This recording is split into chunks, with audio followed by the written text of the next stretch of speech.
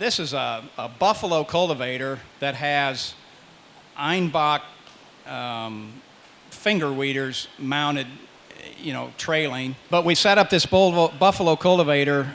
It's got the disc hillers, which normally, I mean, buffalo cultivators have. We've got them turned to pull dirt away from the row.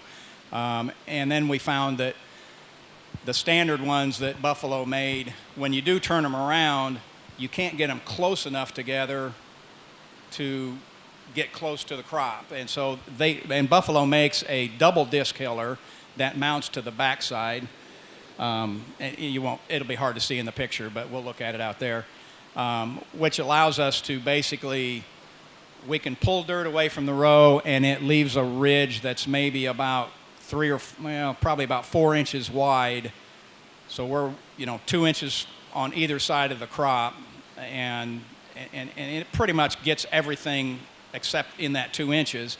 And then what we're hoping the finger weeders do is kind of break up that ridge that you've made with those disc hillers, and get some weeds in the row. And again, you're trying to get weed. This is a cultivator that's set up to do a crop that's 3 to 6 inches tall, maybe corn 7 or 8 inches tall. But actually, if the crop gets too tall, what we found, because the discs are closer together in the front, because the discs are like this, we'll actually, if the crop's too tall, we'll catch the crop with the leading edge of the disc and it'll pull it over and take it out.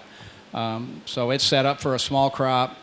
Again, I think, weed control just in general is, if you don't get ahead of it, you're going to be behind all year. There's just no catching up to a certain extent anyway.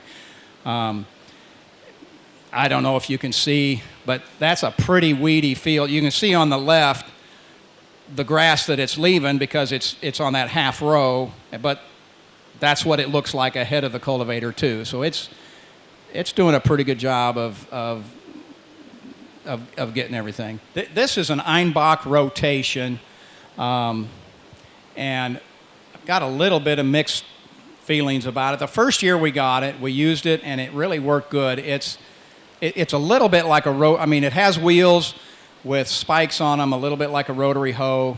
It's way more aggressive than a rotary hoe. But we also have an Einbock tine weeder that does a good job of in-the-row weed control, and this is in the row, and this is not row specific. And you can see it's pretty rough on those soybeans, and you can see every once in a while it tears one out. But it'll take out some weeds that a rotary hoe won't take out, and even some that the tine weeder won't take out. But I will say the disadvantage is that it can be pretty rough on the beans. It'll also, if you have a lot of corn butts, corn residue, it'll pick up those corn butts and small rocks. In fact, you can see even in this video that it's picking up little clods and bringing them around. So you got to sort of have the right conditions to make it work. Honestly, then after the first year we used it, and then the last couple of years, it seems like every time we go out, it hasn't worked well for us because of the residue or, various reasons. This is just more of that, might give you a little better look.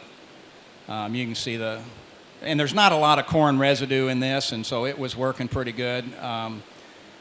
But it'll take out a 2-inch tall grass or a 2-inch tall weed where, the rotary hoes, they're not going to do that. And that tine weeder, the tine weeder will do more than a rotary hoe, but residue is an issue for the tine weeder also.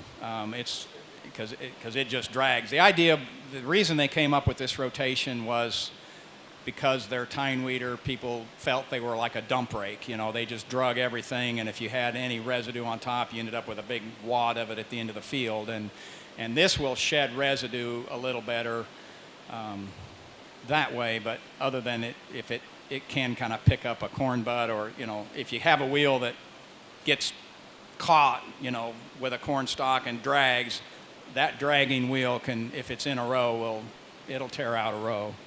This one is again that buffalo cultivator, but you'll see about in the middle of the picture, instead of the finger weeder, they make an attachment that's just like that rotation.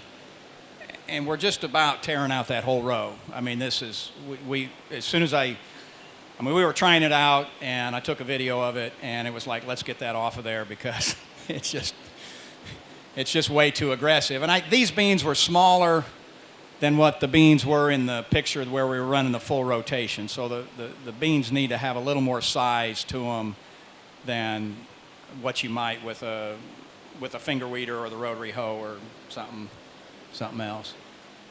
This is just an idea of what, you can see the grass that's in this field. I'm taking the picture through the cab to the front, and it rotates around to the back. We're running that buffalo cultivator, and you can just to give you an idea of what you can do to take care of this grass. Now, it looks better. Well, I mean, I say it looks better. I mean, there's some rows that they'll all grow out of that. I mean, that one row looks like it's a little bit getting covered up, but it'll grow out of that. But I'll also say I mean, everybody knows you plant, and you hope that 4 days later you get and do some, maybe a blind harrow, and 5 days later you rotary hoe, but, Mother Nature, all of a sudden it's 2 weeks go by and you haven't done anything. And that's probably what happened here. But trying to come back and do some cleanup. But I'm sure that even as good as that might look, there's still going to be some grass in the rows on that. So this is just a picture, again, just trying to show what, that it's pretty grassy on the right, and that's what it looked like behind it. These beans were pretty small, so